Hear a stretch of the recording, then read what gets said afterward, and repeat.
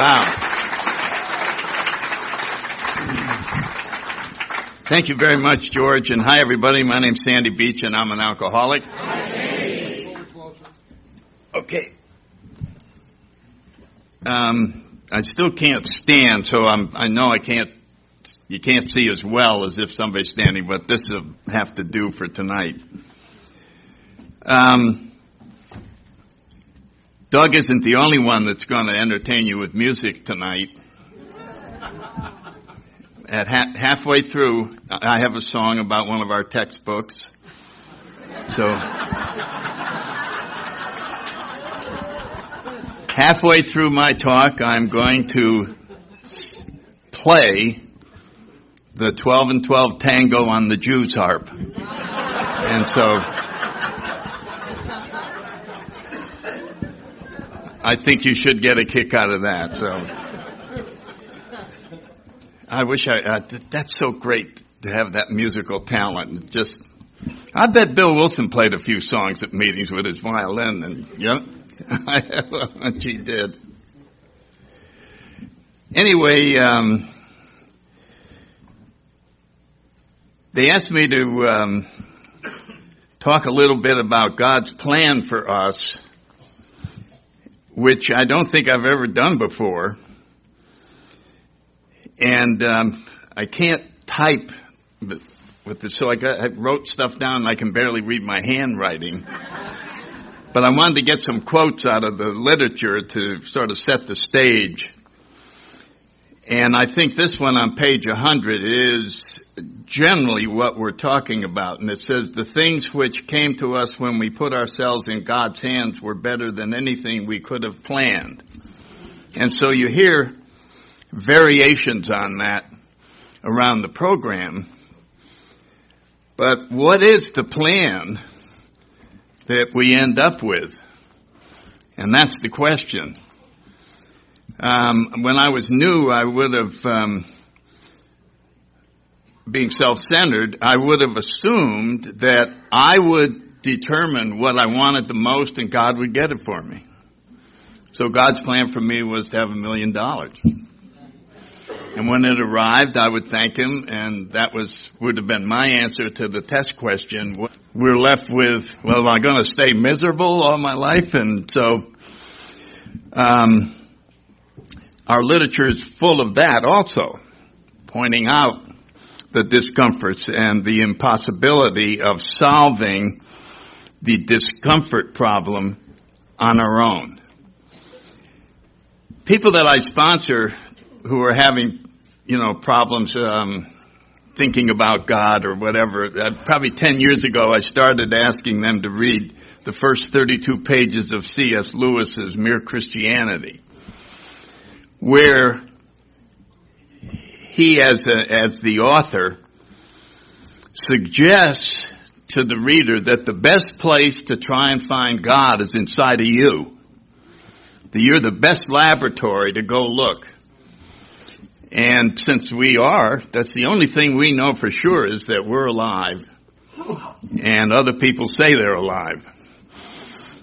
And so he points out the dynamics that are going on inside of us. And then as we agree with him, we start seeing the point that he's trying to make. And the main point that he's making is everywhere on the planet, people are being pressured by an invisible law to behave in a certain way and to insist that other people behave in that way. And they're quick to point out to the other person, that wasn't fair what you did. And the other person doesn't argue back and say, there's no such thing as fair. They make up an excuse why it was okay for them to screw up today. They were tired. Whatever it is. They don't say there's no such thing as this unwritten rule that we're supposed to live by. They just all acknowledge that it's there. And it's very similar in each country around the world. And it exists inside of each of us. And we can't live up to it. we go through each day going, damn, I was rude to that person. I should have done this. I should have been able to do that. If I could just shut that law off, I'd have a lot more peace of mind than I do now. But on the other hand, I have to keep track of other people. In case they violate it, I'd like to point it out to them that I got on the bus ahead of you. I had that seat. I just bent over to get a newspaper and you snuck in. This is against the rule. This is against the thing. That you don't do that. You don't just take somebody's seat like that.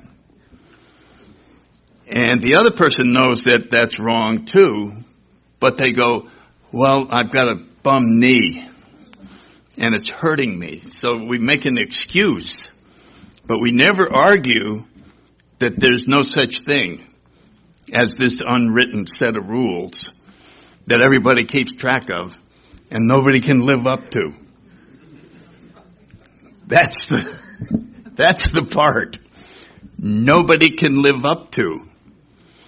Now that's a heck of a dilemma because you start out and you're young and you assume as you mature and as you get more grown up that you'll be able to master this and you'll stop falling short of whatever this damn thing is that is there all the time.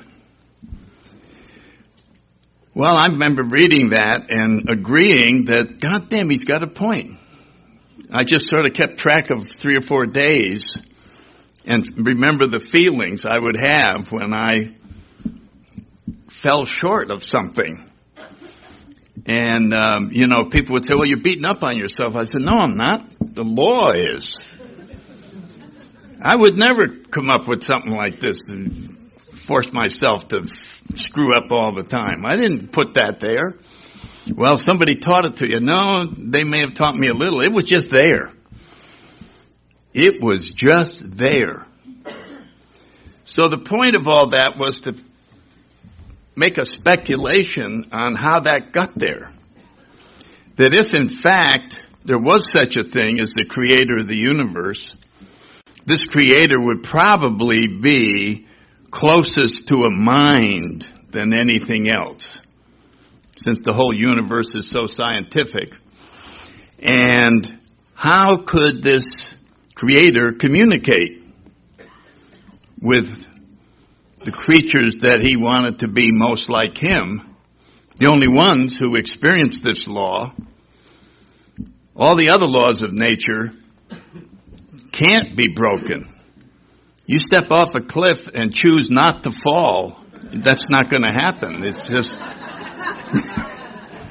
gravity's going to take you down. But these laws, we have the option of breaking them and then suffering the consequences.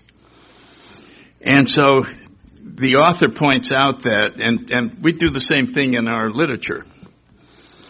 The author points out this would cause us to think about, why is this inside of me? What is it trying to tell me? It's trying to tell me that I need help if I'm ever going to be at peace with this law. I need help if I'm ever going to be at peace with myself. And we're all having a problem with being at peace with ourselves. That's the funniest thing. They have that very bad quality DVD of Chuck Chamberlain talking to a college crowd. It wasn't an AA talk. And it looked like the students really didn't want to be there to hear a talk on spirituality. And he probably knew that. So he said to them, the college is wonderful. There's so many things they're going to teach you here. You should be so excited about being in college. But I'll tell you one thing that they can't teach you here. You will not learn it here. So now they're starting to pay a little bit of attention. He said, how to be at peace with yourself. And you could just see the whole room going, damn, how do you know I'm not at peace with myself? And then they started paying a little more attention to his talk because he was talking about a different level of existence, the spiritual level, which could provide solutions to this not being at peace with yourself. And so what C.S. Lewis was doing was setting the stage for the religion. But I think it did a good job of setting the stage for our program and for our steps, is to have this sense that there is something that's trying to tell us something, and it does it by keeping us in pain because we can't. So there's no getting away from this. There's no way to just ignore it. Well, I'll just ignore the fact there might be a creator that's bothering me all the time. So you can drink a lot. I found that was a wonderful solution to that. I wasn't bothered with that law at all till I sobered up. And then I was doubly bothered because when you're drunk, you can really violate the hell out of everything. And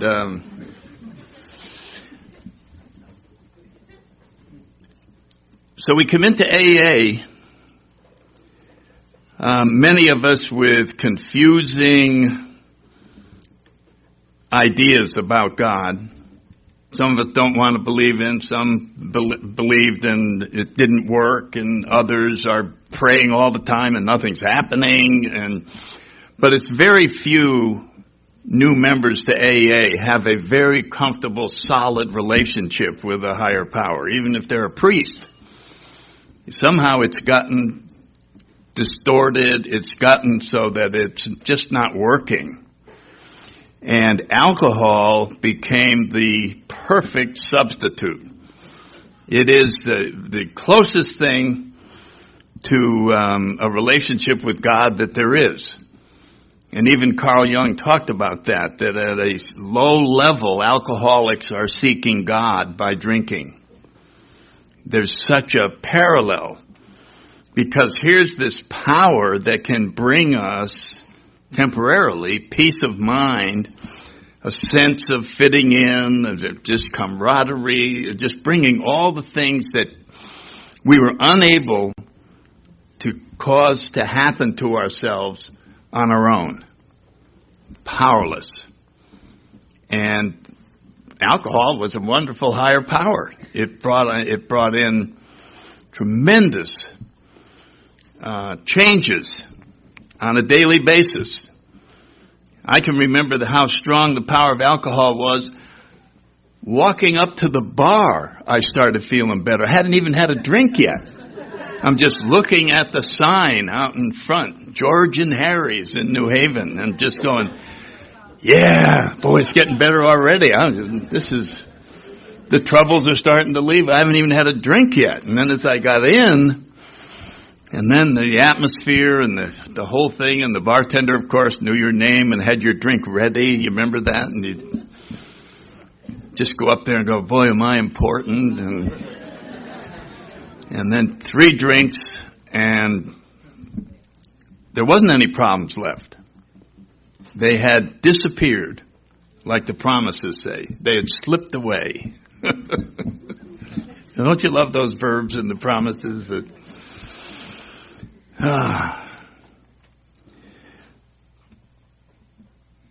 So I started in the program trying to change my mind about all the old ideas I have about God. One of the things that caused me to change my mind, in addition to the chapter of the agnostic, that's the most brilliant chapter that it's hard to read that and not get trapped in a box where you end up, well, maybe I'll try it. Bill's very persuasive in that chapter. He leaves you. It reminds me, for a little while, I was running an alcohol program for a government agency. When the Hughes Act was passed, all of a sudden they said all government agencies have to have an alcohol program. And I was the lobbyist, but the chairman knew that I could set one up or something. And the crux of it was, we had examiners that went into credit unions. And I had the regional directors come in, and I said, here's what you do. If a guy has, you think he's screwing up because of his drinking, call him in, tell him you are not satisfied with his work performance, and that you're thinking of firing him because he's doing that bad. However, there's a new thing in the government for those people who have an illness called alcoholism, where you can get a chance to go to treatment and save your job by getting sober. Or you're just a screw-up who does all this crap on purpose. So which category are you in? And it was that making an offer you can't refuse. Well, I guess maybe I am an alcoholic, so.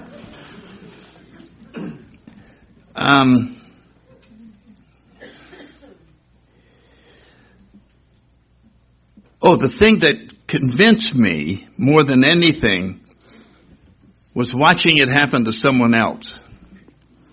You know what I mean? Somebody who was ahead of you and they didn't believe in God and they were struggling and they were saying, then Christ, one day you look over and you go over and go, did you get promoted? Did your father leave you $1 million? What happened to you? And they go, I had one of these transformations. And you have to believe it. There's too much evidence in front of your eyes to not believe it. Which is what Bill saw in Ebby. It wasn't what Ebby said, I found God. It was how he looked and the energy that was coming out of him. There was just and Bill said to himself, it's impossible for Ebby to look like this in pure human terms. Something big happened. And it made such an impression on him that, a couple of weeks later he decided to go check out the Calvary Church mission. Of course, he stopped along the way to have a few drinks before we go check out this spiritual stuff and got in a little trouble there. Really? They were asking for volunteers to give testimony. So he went up and gave a testimony drunk. That's why I love AA so much. That's the type of leader I like, is to have someone who I can really relate to. What did you do? Yeah, I went up and I was drunk and I gave a sworn testimony about God. Now that's cool. That's got class all over it. And so I saw these transformations. And I decided that I wanted one. I decided that would be a very good thing. And I started thinking up how I could get one. I didn't look in the book for advice because that's not my style. I started thinking up how I could get one of these. Do you follow what I'm saying? The reason I did that is that's the first course of action that human beings take when they see a new situation, a problem, or whatever. New problem. I will figure it out. Would you call for help? No. I will figure it out. This tendency has to be one of the biggest drawbacks to making spiritual progress that there is. The tendency to always go to the default position of I will figure it out. First, I figure it out. Then if I fail for 6 months or so, I might ask my sponsor one little tiny question to give me a hint so that then I could later figure it out on my own. But there's just something inside of me that wants to figure it out and wants the credit for figuring it out. And I use this example when I wanted to stop smoking. I had about 8 years. I knew it was really bad, and they had all these different programs and everything, and I said to myself, I'm going to use willpower, and I'm going to be mean to myself. It's going to be like Marine Corps boot camp. And when I say, I need a cigarette, I go, shut up. You're not getting a cigarette. Sit down.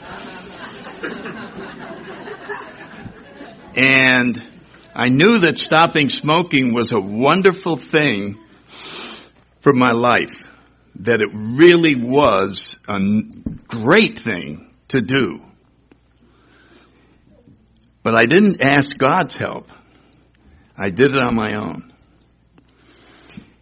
And it probably moved me back spiritually about a 50-yard penalty, because I started looking around for what else can I do on my own.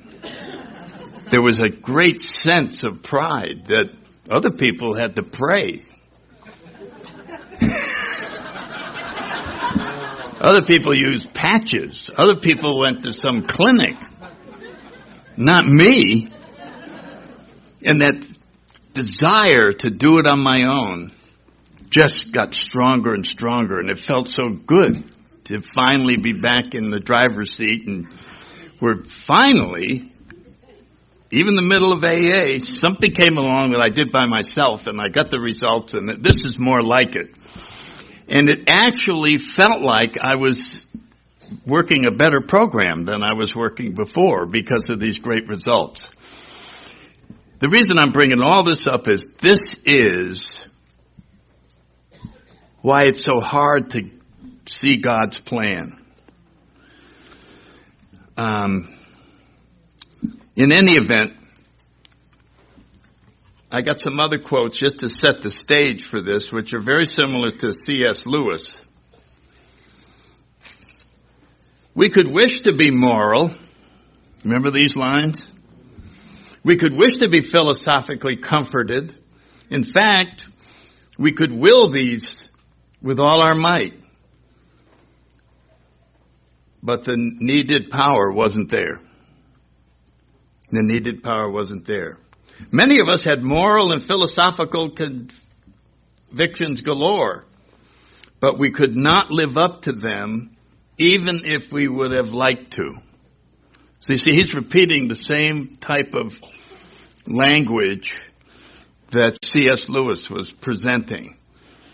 We got this dilemma. I got to up the ante a little bit. I've got to raise my moral performance.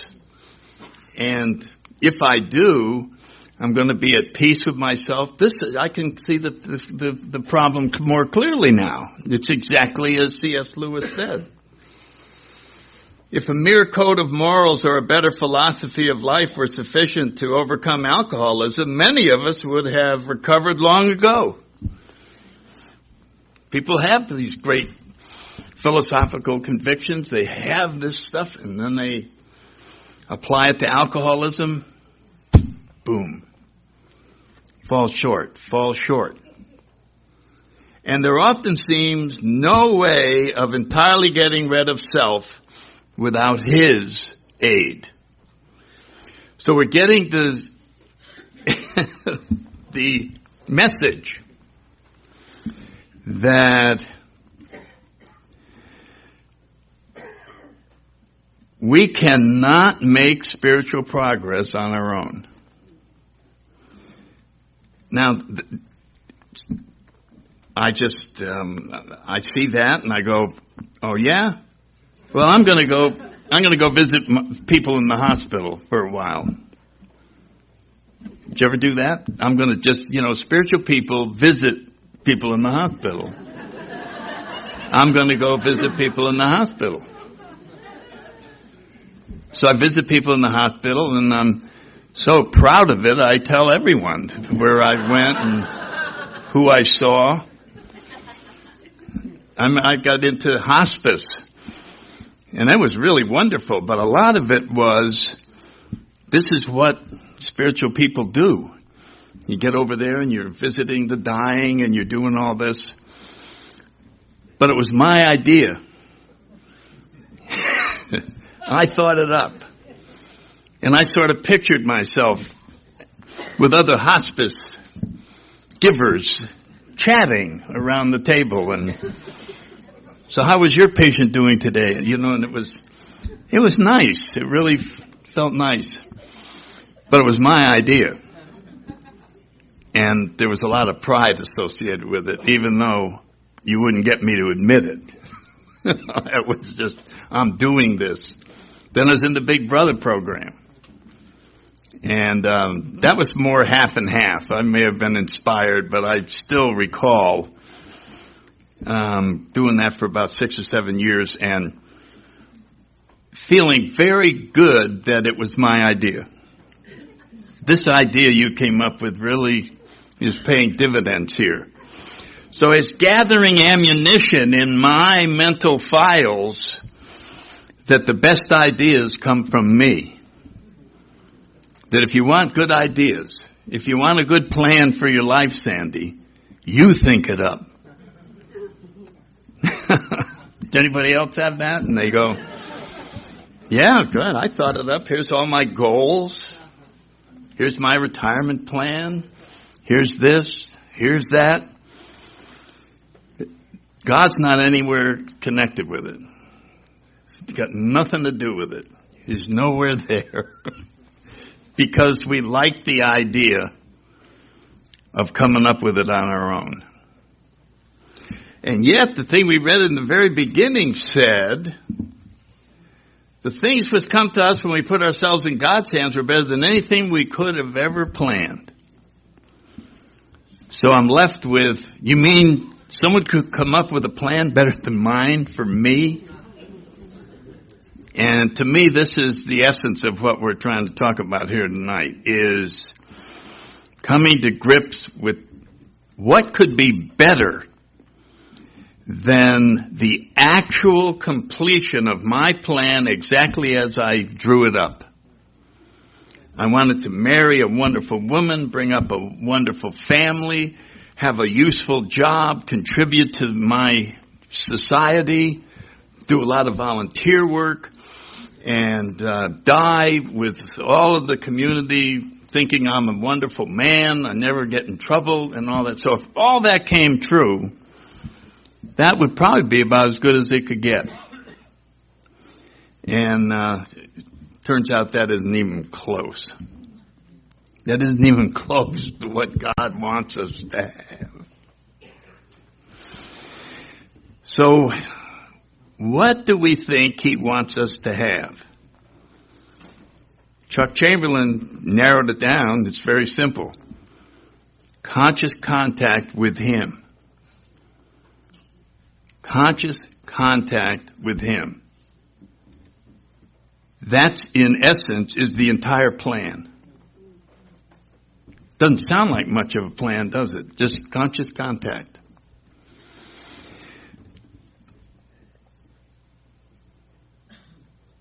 Chuck said all problems are caused by conscious separation.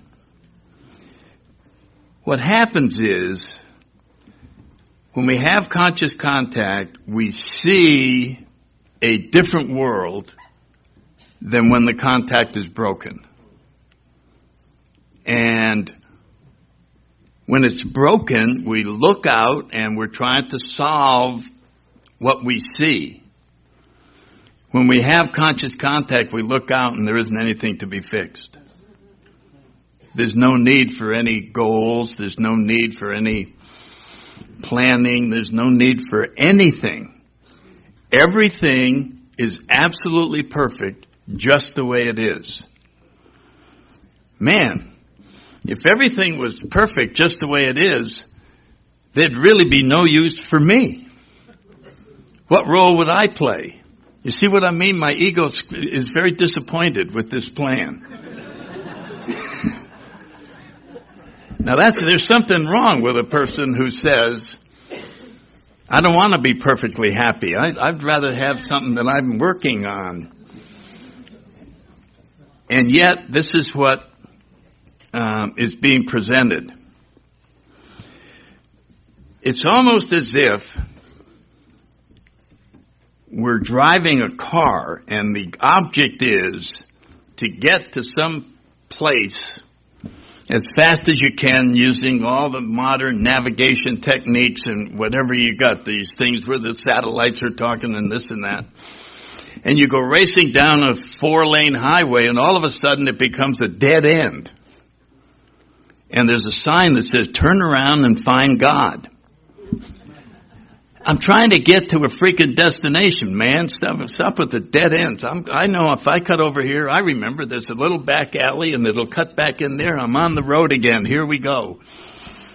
Another dead end. Turn around and find God. Jesus, I don't know when I'm going to get this freaking trip over with. And it's almost like, say, did you see any messages from God today? And suggesting you try something different? No, they just were dead ends every goddamn place I went, and it's just awful what is going on.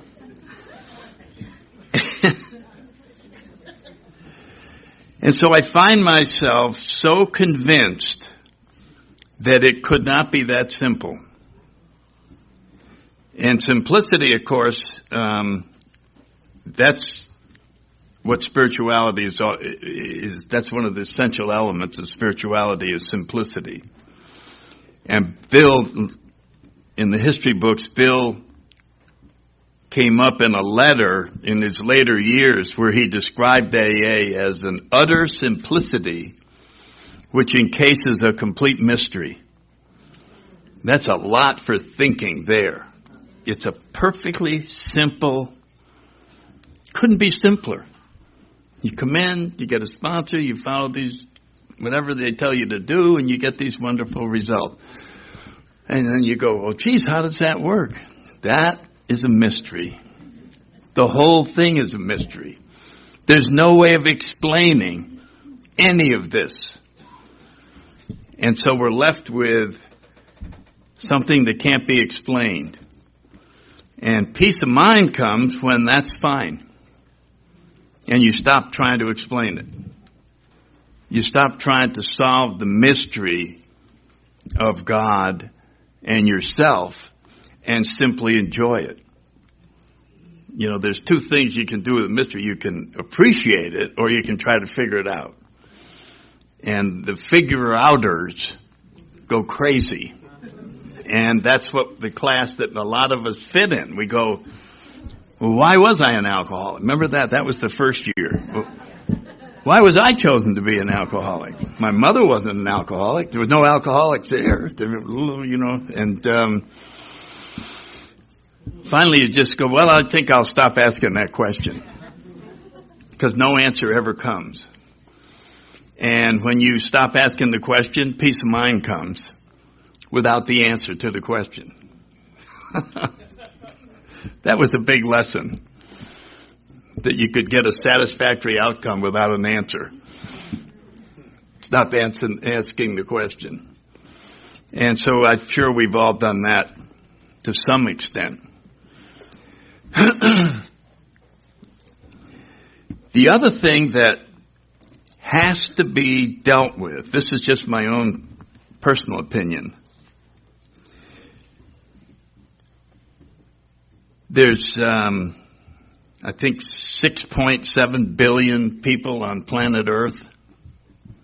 So 6.7 billion people are alive on planet Earth.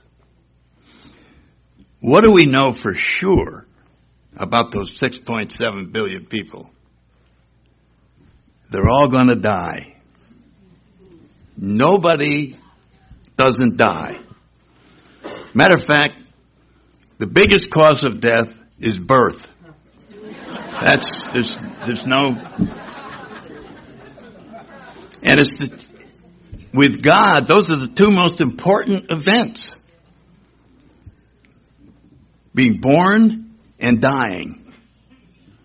And so we look, the prayer of St. Francis is by dying that we find eternal life. And we even have a sentence in our big book where it says we were reborn. Dying takes place when we get rid of old ideas. That person dies. They were locked into those ideas. That's who they were. They lived those ideas.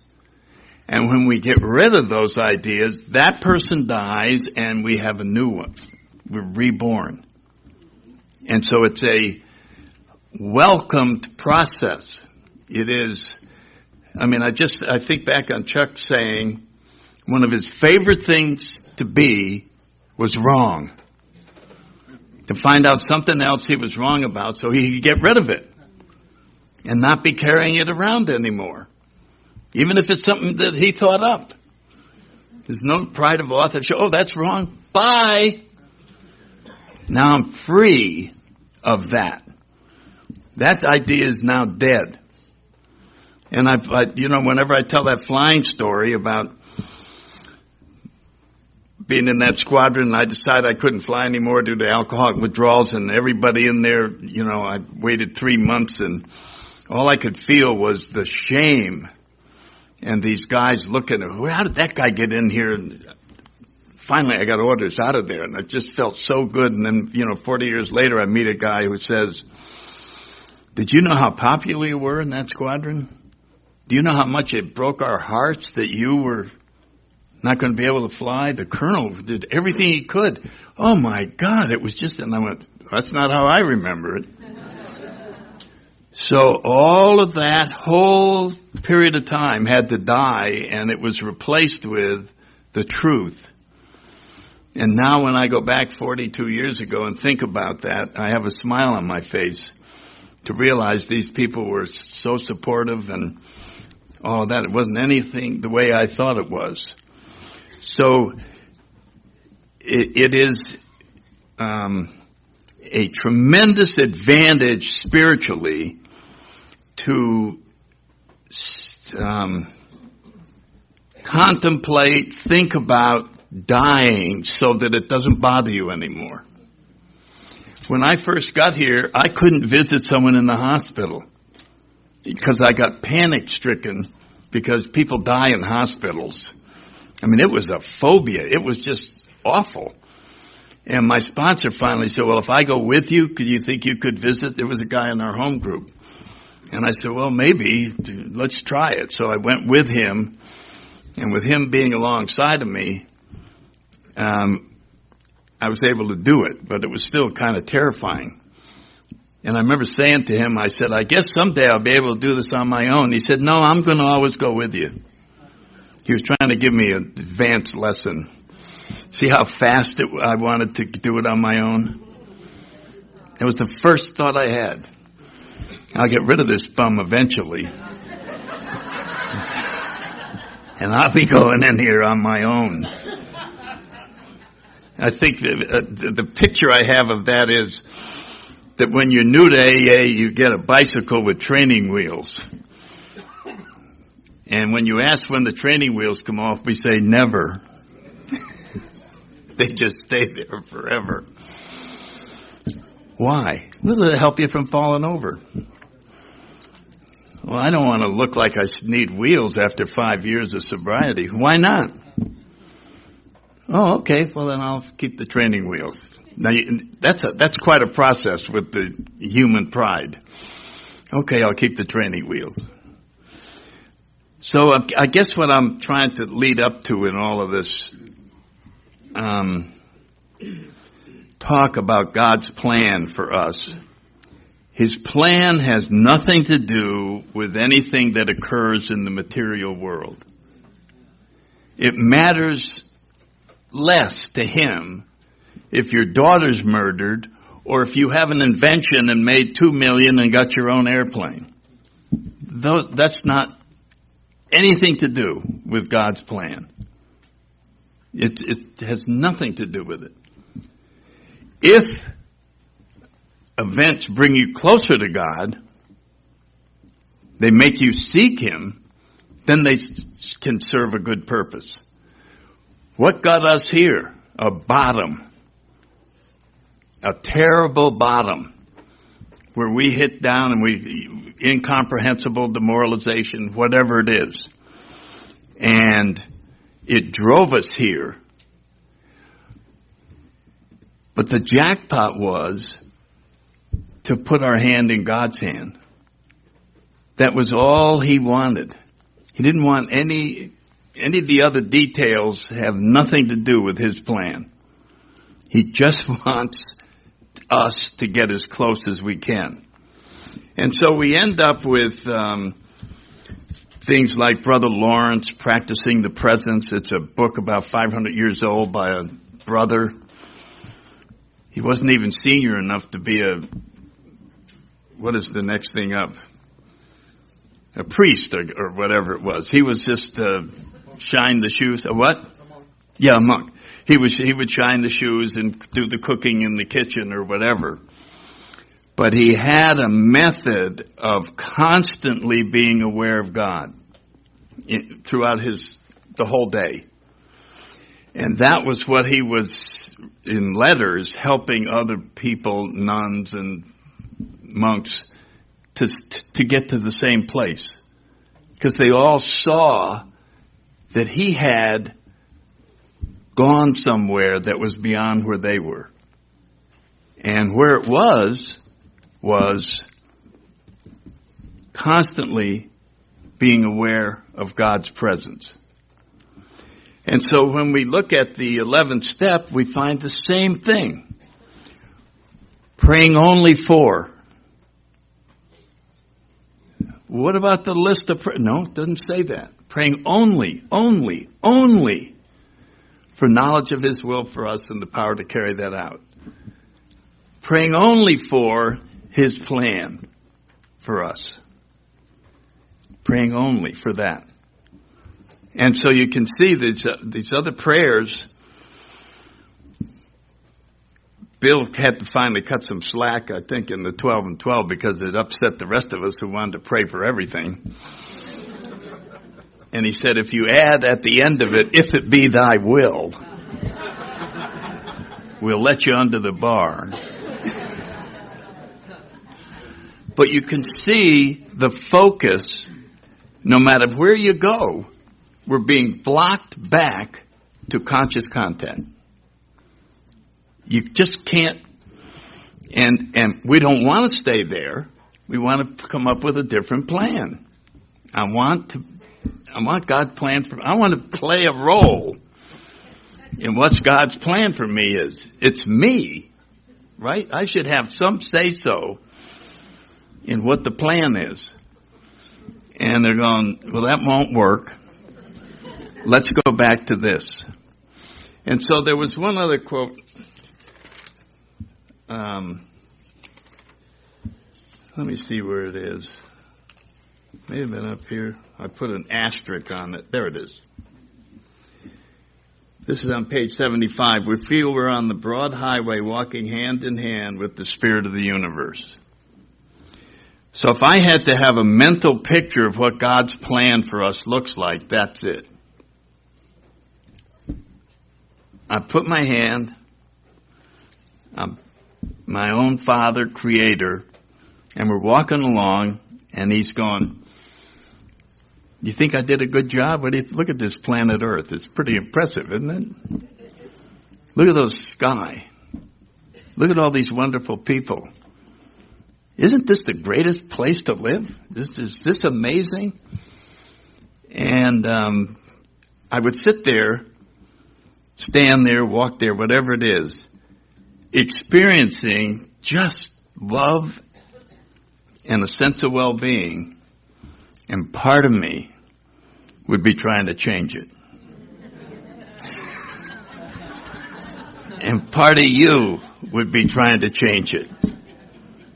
And that's the struggle that we have in staying in touch with what God's plan for us is.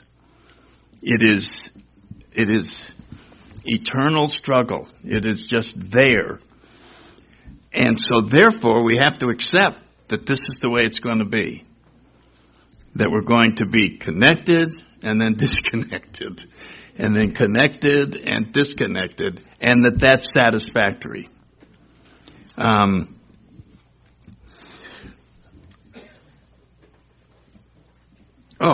left out two things.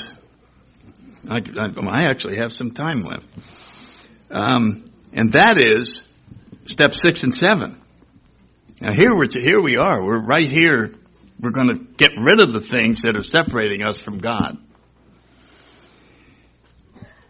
We cannot make 1 ounce of progress on our own. We're entirely ready to have God remove them. Well, God will remove the ones that I can't get rid of myself. No, it doesn't say that. It doesn't say anywhere. And then there's another sentence. God will help me with the things that I can't do myself. He'll also help you with the things you can do yourself, so that you're always with him. See, we're constantly coming up with, let's leave God out. I can handle this without God. So let's come up with a saying. God will help you with the things, implying that he wouldn't help you with the things you can do yourself. Well, if he's helping you while you're doing those things you can do yourself, you're going to be a lot happier. It's going to be a lot more fun, whatever it is.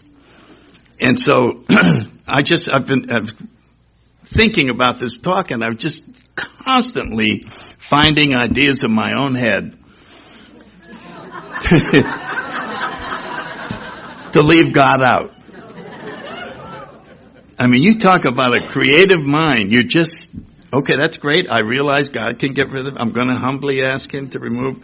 But some of these I know I can make progress on my own. I can do. And so in the 7th step he talks about we tend to settle for as much perfection as will get us by. Or maybe that's the 6th step. We tend to settle for as much perfection as will get us by. That being the amount that I can do on my own. I can hold back. I can become much less angry than I used to be. And I've actually had people say, gee, you're a lot less angry than you used to be. Yeah.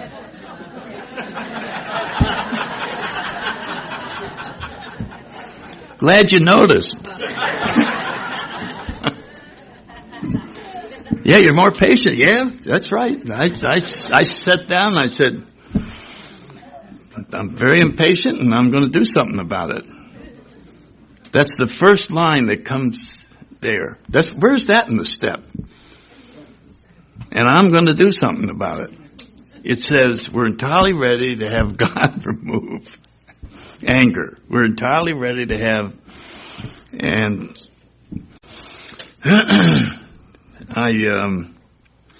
that's why Bill upped the ante in the 12 and 12.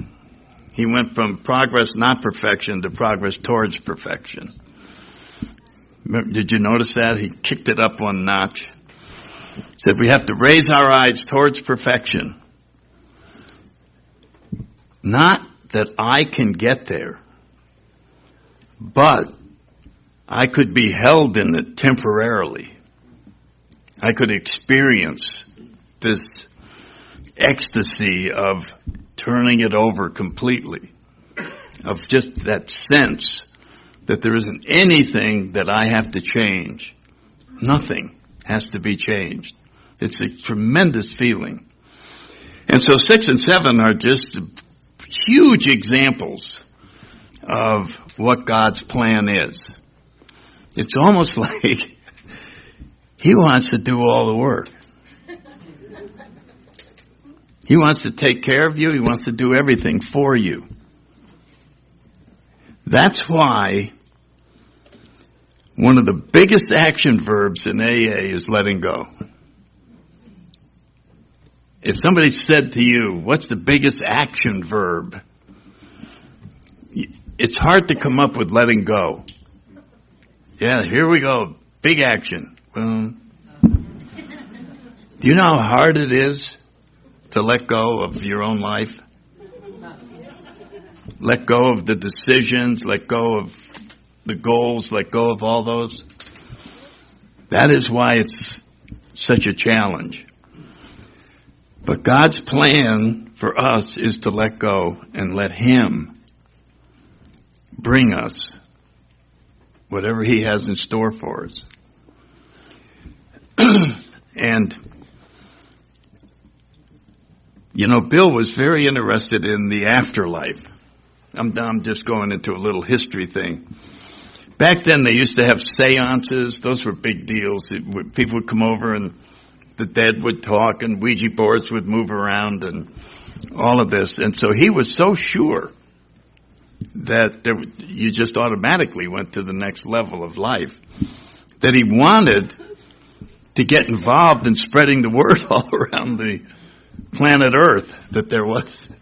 And fortunately, AA toned him down because it would have gone into the New York office asking questions about the afterlife. And I don't think the staff there was qualified to answer them. And so they talked him out of that. But I've always felt that as you work these steps and you experience this next level of existence, it gives you the greatest comfort about your own place in the universe. I tell people this, and I'm really not joking, but part of me can hardly wait to get the hell out of here. I thought I was going down in Texas with you guys. I passed out and I said, oh boy, and it was very peaceful and my heart was stopping, and the thing that made it so powerful was I was interrupting a trustee with all the ambulances and all the stuff that were coming, and I thought, what a legend to leave in AA.